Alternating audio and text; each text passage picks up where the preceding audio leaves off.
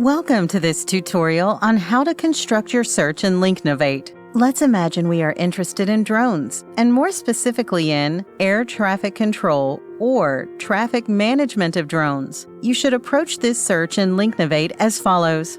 First, we try to capture everything related to drones, and then we narrow it down to the specific area of air traffic control for drones. We do this by using the different search boxes in the top left part. The first box is used to cover the more general, broader area of drones. Synonyms for drones should be used as an additional or term in the same search box.